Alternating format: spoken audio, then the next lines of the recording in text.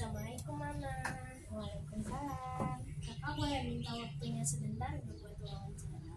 Wawancara boleh. Oke, aku mau wawancara tentang perusahaan sumber daya alam nih.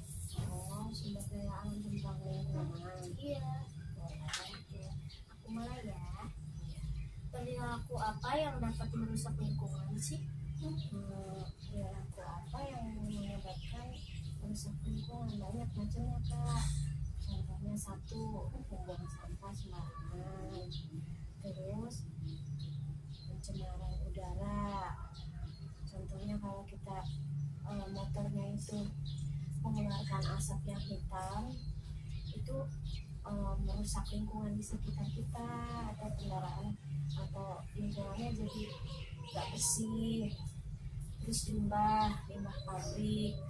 Nah, limbah pabrik itu kalau misalnya tercemar lingkungannya, misalnya sekitar penduduknya itu di sungai.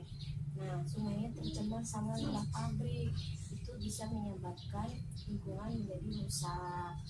Dan yang terakhir, asap kendaraan yang tadi, nah, itu bikin lingkungan menjadi rusak di sekitarnya. Oh gitu ya. Yang kedua, mengapa kita tidak boleh menebang pohon sih?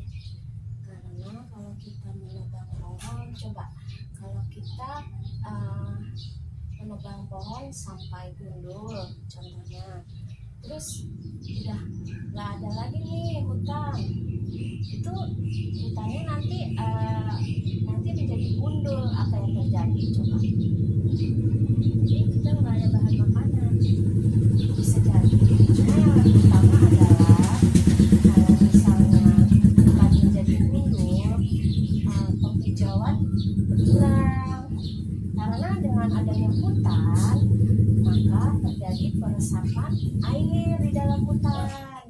Jadi membuat hutan menjadi sangat bermanfaat untuk penyerapan air di dalam tanah. Jadi sebenarnya hutan itu sangat-sangat bermanfaat untuk kelangsungan lingkungan yang ada di sekitarnya.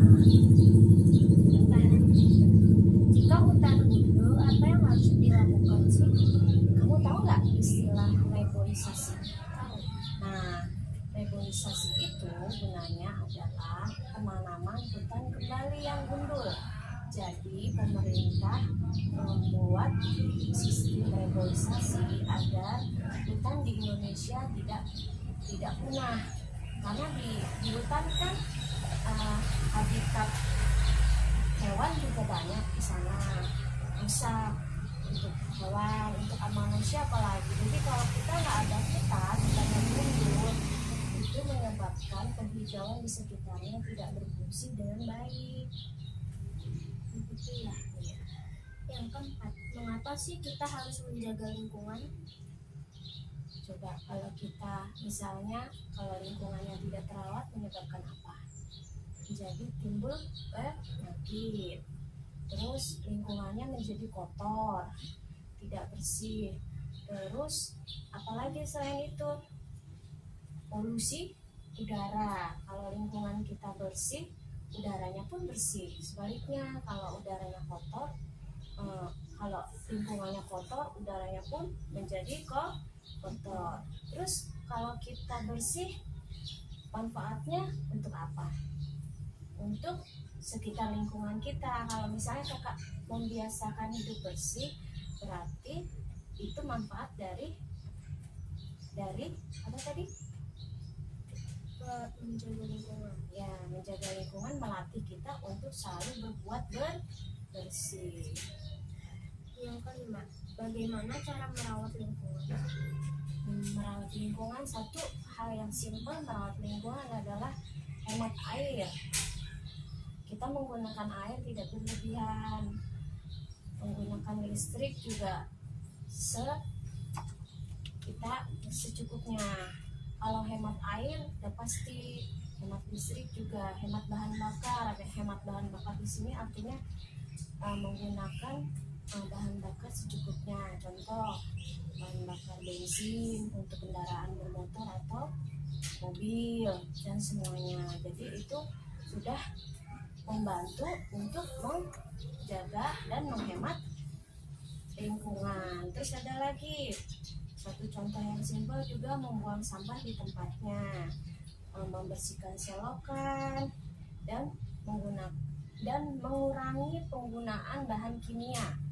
Penggunaan bahan kimia itu contohnya apa? Apa tahu nggak? Penggunaan bahan kimia itu contohnya kita mengurangi untuk misalnya untuk tanaman, hama ini untuk tumbuhan, menggunakan pestisidanya secara secukupnya, tidak berlebihan. Itu contohnya seperti itu. Oke, pertanyaan yang kedua. Bagaimana cara melakukan reboisasi sih? Cara melakukan reboisasi itu yang simpel adalah satu, kita mengurangi bahan kertas. Kakak tahu nggak, kalau di hutan itu kan ada, maksudnya ada pohon kertas. Nah, kita mengurangi untuk mengurangi penebangan pohon kertas itu dengan tidak memakai bahan kertas berlebihan. Terus yang paling utama tadi sudah dijelaskan, kalau tidak membuang sampah sembarangan, itu sebenarnya yang simpel itu. Terus melakukan sistem tebang pilih. Tebang pilih maksudnya itu pohon yang udah tua kita ganti dengan pohon yang lebih muda, dan itu mengurangi cara reboisasi. Terus hal yang paling utama sepertinya menerapkan sanksi pada penebang secara liar. Jadi nggak ada tuh penebang liar biar hutan tidak menjadi gundul. Nah, itu caranya. Ya, seperti itu. Ada lagi? Oke, terima kasih Mama.